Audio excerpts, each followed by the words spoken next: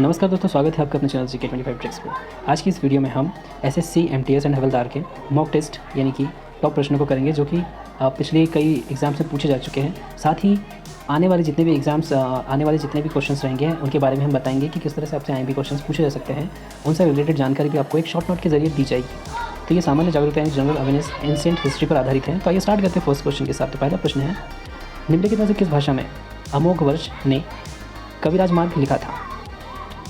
तो ऑप्शन है तमिल, संस्कृत, कन्नड़ या तेलुगु। तो किस भाषा में लिखा था अमोघवर्ष ने कविराज मार्ग? तो देखिए, जो कन्नड़ भाषा है इसमें लिखा था अमोघवर्ष ने कविराज मार्ग जो है वो कन्नड़ भाषा में लिखा था। अब इससे जुड़े हुए कुछ प्रश्नों को जानते हैं, अगर पहले पूछा जा चुका है।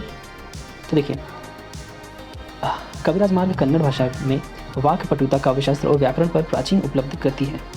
तो ये भी याद रखिएगा, क्या है? काव्यशास्त्र और व्याकरण पर प्राचीन उपलब्ध कृति। अगला प्रश्न है, निम्नलिखित में से कौन सा हड़प्पा वास्तुकला में दुर्ग का हिस्सा नहीं था? तो हड़प्पा जो वास्तुकला थी उसमें दुर्ग का हिस्सा कौन नहीं था? ऑप्शन है अनाज के गोदाम, महत्वपूर्ण व्यक्तियों के लिए विशाल स्नानागार, धार्मिक समारोह के लिए अग्नि वेदी या जनता के लिए आवासीय भवन। तो देखिए, हड़प्पा सभ्यता में वास्तुकला में जो दुर्ग का हिस्सा नहीं था वो क्या नहीं था? जनता के लिए आवासीय जो भवन थे वो दुर्ग का हिस्सा नहीं था। ये दुर्ग से बाहर आता था, यानी कि जो किला होता था वो राजा के अधीन होता था पूरी तरह से।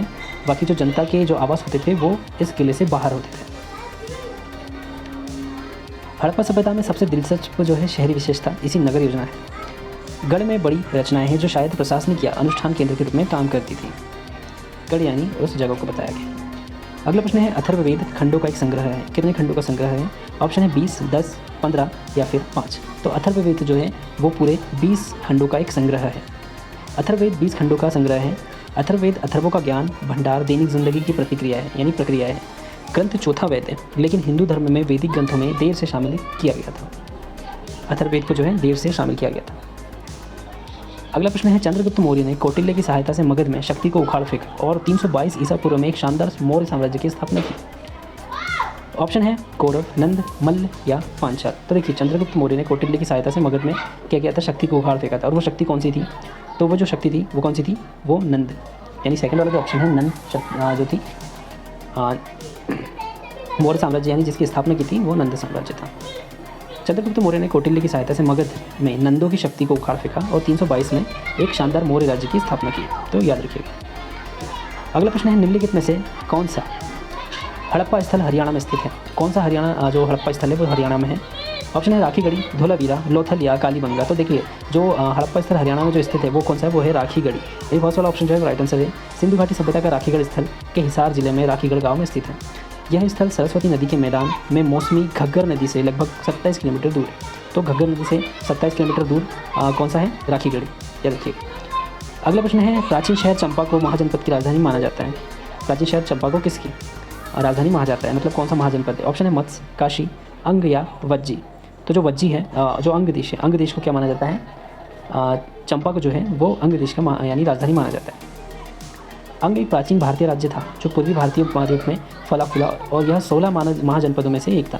वर्तमान में भागलपुर और मुंगेर जिलों को मिलाकर संयुक्त रूप से अंग महाजनपद का गठन किया गया था। सबसे पहले अथर्ववेद में अंग राज्य का उल्लेख होता है। अंग की राजधानी जो थी वो चंपा या चंपावती और पहले जो है मालिनी कहा जाता था। अंग के प्रथम राजा बलि और अंतिम जो राजा थे वो ब्रह्मदत्त थे। तो ये भी मोस्ट टाइम पे है, इसे आप याद रखिएगा। अगला प्रश्न है, प्राचीन भारत में चिकित्सा के विषय में निम्नलिखित में से किसका योगदान था? प्राचीन भारत में चिकित्सा के विषय में किसका योगदान था? ऑप्शन है भास, चरक, पाणिनि या हर्ष। तो देखिए, भारतीय चिकित्सा में जो थे सबसे ज़्यादा जो योगदान दिया था वो चरक ने दिया था। महर्षि चरक जो थे उन्होंने दिया था। प्राचीन भारत में चिकित्सा के विषय में चरक का योगदान था। वे कनिष्क के दरबारी चिकित्सक थे। चरक प्राचीन भारत में आयुर्वेद चिकित्सा के प्रमुख योगदानकर्ताओं में से एक थे। उन्हें उनके काम चरक संहिता के लिए जाना जाता है, यानी चरक संहिता जो थी वो चरक की थी, याद रखिएगा। और वो कहाँ के दरबारी थे? वो कनिष्क के दरबारी चिकित्सक थे, यानी कि एक तरह से वो डॉक्टर थे उस टाइम के वेद। अगला प्रश्न है, संस्कृत विद्वान पाणिनि द्वारा लिखित अष्टाध्यायी का पर एक पुस्तक है। कौन सी पुस्तक, मतलब किस पर आधारित है? जो अष्टाध्यायी जो पुस्तक है वो किस पर आधारित है? ऑप्शन है चिकित्सा, विधि, अर्थशास्त्र या व्याकरण।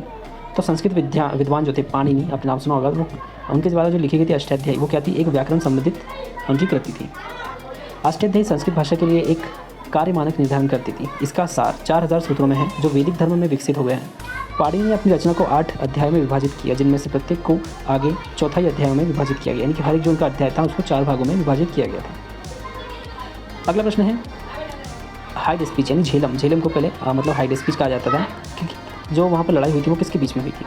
ऑप्शन है चंद्रगुप्त और घनानंद, चंद्रगुप्त या घनानंद, अशोक और महापद्मनाभ, मिहिरकुल और यशोधर्मन, या फिर सिकंदर और पोरस। तो देखिए झेलम की जो लड़ाई हुई थी हाइड स्पीच वो हुई थी सिकंदर और पोरस के बीच में हुई थी।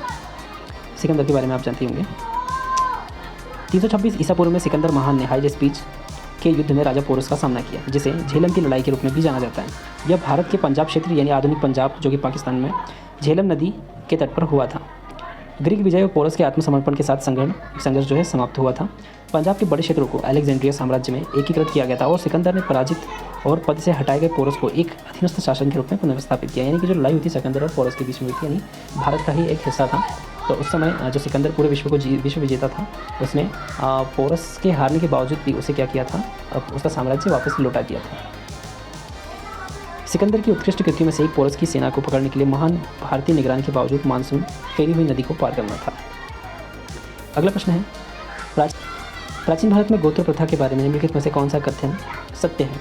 प्रत्येक गोत्र का नाम एक प्रसिद्ध राजा के नाम पर रखा गया, महिलाओं ने शादी के बाद अपने पिता के गोत्र को बरकरार रखा, या पुरुषों और महिलाओं में से एक ही गोत्र विवाह करने की अपेक्षा की जाती थी, या एक ही गोत्र के लोग उन व्यक्तियों के वंशज माने जाते हैं जिनके नाम पर गोत्र का नाम रखा गया था। तो देखिए इसमें जो डी वाला है, भारत में जो गोत्र के बारे में जो कथन जो सत्य है वो कौन सा है कि एक ही गोत्र के लोग उस व्यक्ति के वंशज माने जाते हैं जिसके नाम पर गोत्र का नाम रखा गया था। यानी कि वंश आपने सुना होगा कि जो भी जिस वंश से चला हुआ आ रहा है वो उनके वंशज माने जाते हैं। गोत्र एक भारतीय जाति के भीतर एक वंश खंड को संदर्भित करता है जो एक सामान्य पौराणिक पूर्वज में से सदस्यों के वंश के आधार पर अंतर विवाह को प्रतिबंधित करता है जिसके नाम पर गोत्र का नाम रखा गया था।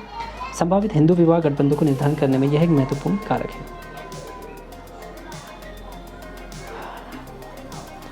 तो ये थे हमारे टॉप 10 क्वेश्चंस। इसके साथ आपको एक शॉर्ट सी जानकारी भी दी गई है और ये क्वेश्चन आपसे जो है एग्जाम्स में पूछे जा सकते हैं। सभी बहुत ही एमपी क्वेश्चंस हैं। और भी कई सारी वीडियोस या फिर एग्जाम से रिलेटेड जानकारी के लिए आप हमारे चैनल पर जा सकते हैं। आपको कई सारी वीडियोस मिलेगी। इसके अलावा आपको कई सारी ट्रिक्स मिलेगी जिससे आपको याद करने में बहुत ज़्यादा आसानी होगी। तो जल्दी से चैनल पर जाइए, चैनल को सब्सक्राइब करिए। नेक्स्ट वीडियो की अपडेट के लिए बेल आइकन प्रेस करना बिल्कुल ना भूलिएगा। GK 25 tricks. जय हिंद, थैंक यू।